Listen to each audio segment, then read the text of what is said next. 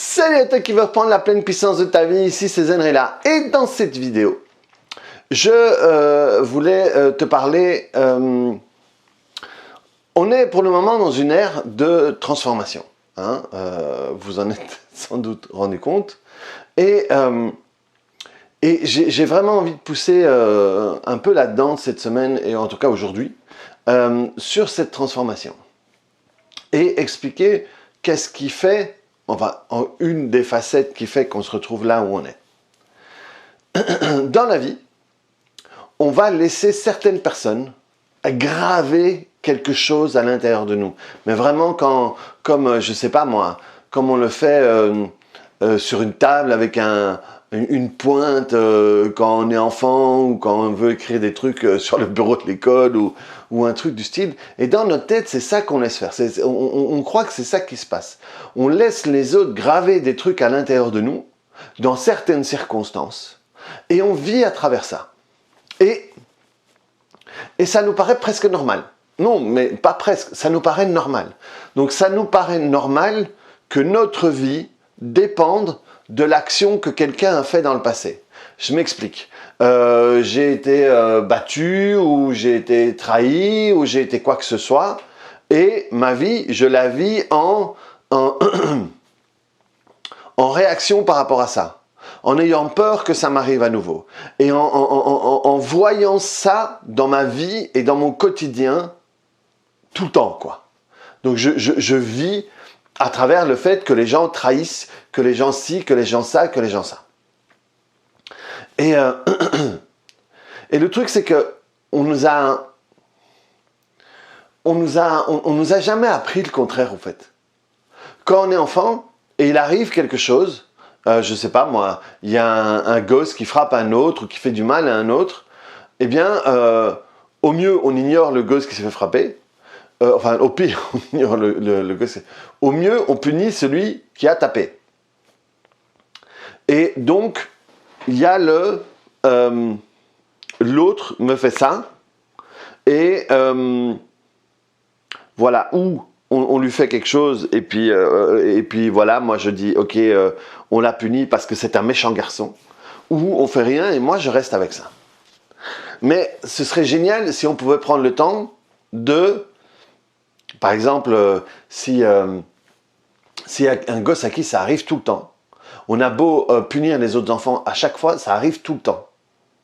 Et prendre le temps avec lui, en prendre le temps avec lui, en voyant qu'est-ce qui fait que ça se passe, et expliquer aussi que l'autre, par exemple, ici, moi, il y a mon fils, alors excusez-moi, il me semble que le truc est un peu de travers, et il y a mon côté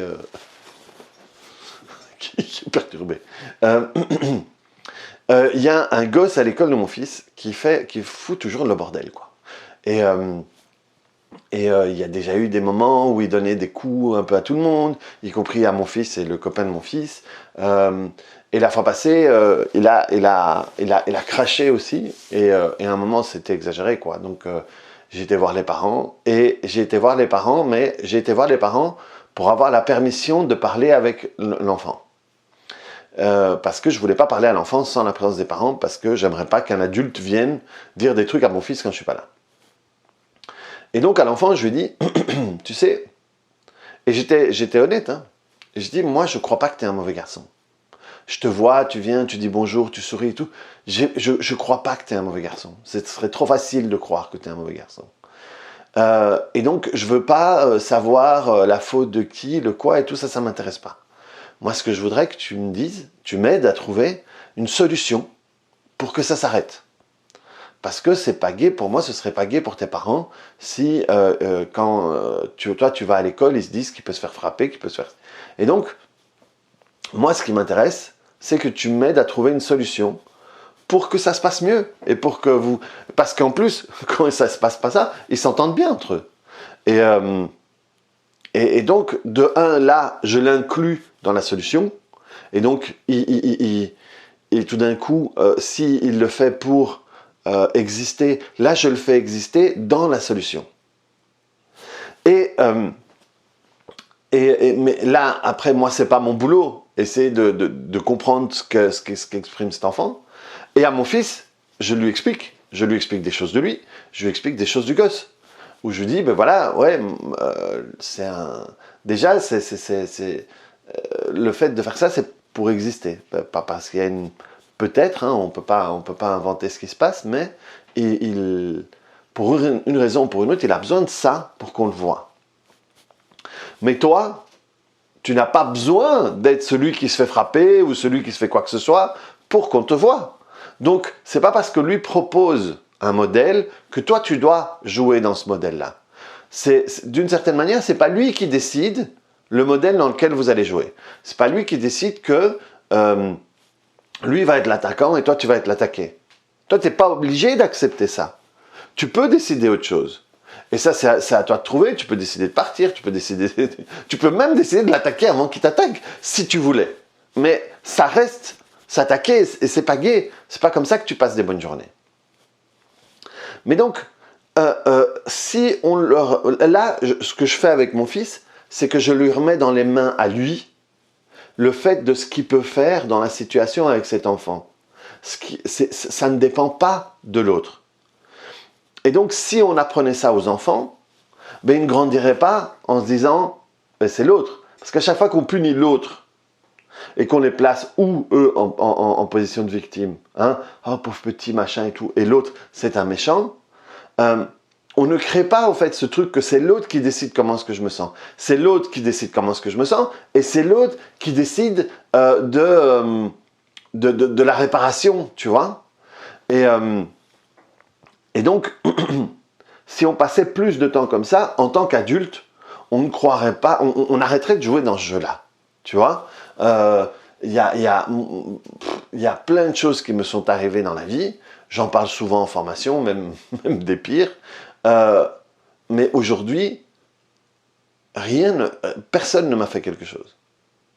Personne ne m'a fait quelque chose. Ça veut dire que je n'ai pas à en vouloir à personne dans ma vie par rapport aux choses que j'ai vécues.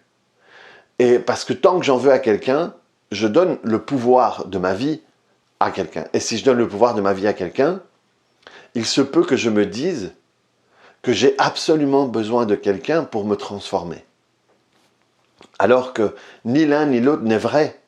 Mais dans l'essence, c'est pas vrai. C'est même pas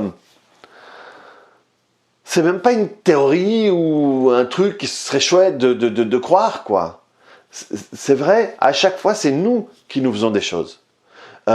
Si on mettait ensemble le nombre de journées où il y a des trucs pas sympas qui nous sont arrivés dans notre vie, ce serait pas beaucoup.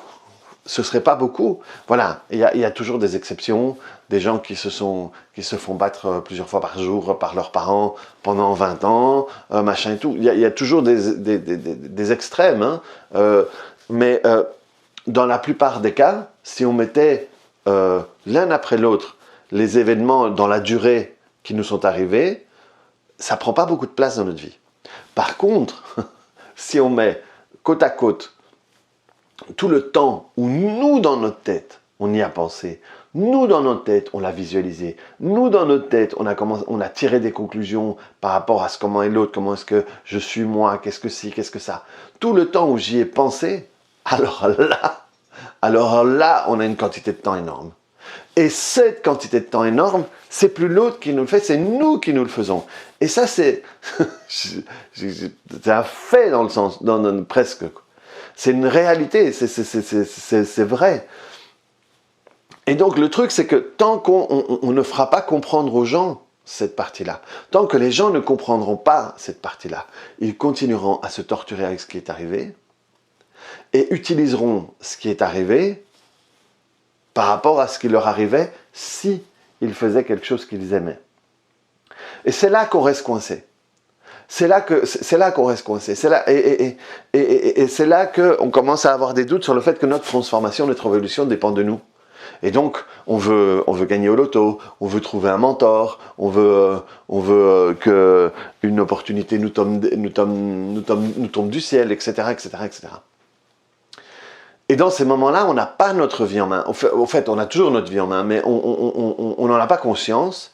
Et donc, on ne l'utilise pas de manière constructive. Et la plupart du temps, on l'utilise de manière destructive. Et d'une certaine, c'est la merde, quoi. Donc, voilà, c'est vraiment ça que j'aimerais te faire comprendre, c'est que personne n'a gravé rien à l'intérieur de toi. Simplement parce qu'ils ne peuvent pas. C'est pas possible qu'ils rentrent à l'intérieur de toi et qu'ils aillent graver. Même si tu es tombé sur un malade qui t'a gravé un truc sur la peau, voilà, prenons vraiment l'extrême de l'extrême, il te l'a gravé à l'extérieur, pas à l'intérieur.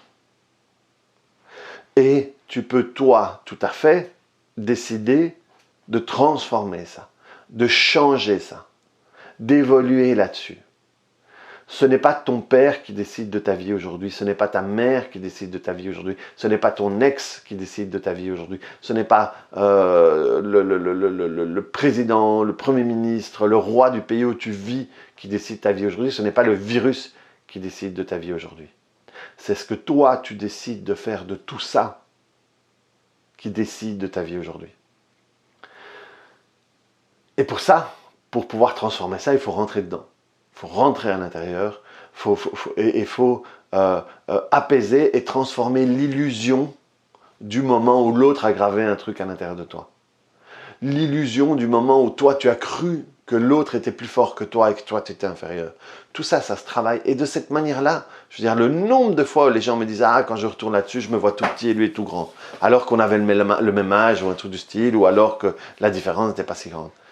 Et à la fin du travail, quand ils reviennent là-dessus, ils ont la même taille, ou parfois ils sont plus grands que l'autre. Mais quand tu opères à l'intérieur de toi à partir d'une gravure, on va dire, pour rester sur le thème, quand tu opères à partir d'une gravure où toi tu es plus petit que l'autre, ou d'une gravure où toi tu as la même taille ou plus grand que l'autre, tes actions, tes émotions, tes pensées et tes transformations ne sont plus les mêmes. Et donc moi c'est ça que je te propose, c'est ça que je t'invite à faire. Parce que c'est là que se trouve la transformation. C'est là que se transforme l'évolution de toi par rapport à toi. Donc voilà, c'est ça que je voulais te dire. Ça t'intéresse? Ben voilà, continue là-dessus. Il y a plein de vidéos que je te propose pour expliquer. Il y a des séances, il y a des... Voilà, si tu veux... des séances, tu veux revenir. Moi, je n'en fais plus, mais je peux te diriger vers mes élèves. Je peux, si tu veux vraiment en apprendre plus, ben voilà, moi, il y a plein de formations. Si tu vas voir mon site zenrila.com, il y a plein de transformations. Il y a plein de formations transformation où je guide là-dedans. Mais voilà, c'est pas une fatalité. La position où tu te trouves maintenant n'est pas une fatalité. Reprends la pleine puissance de ta vie. Clique sur le bouton j'aime. Mets-moi des commentaires là-dessous et à très vite dans une autre vidéo ou un autre audio sur Telegram. Allez, ciao!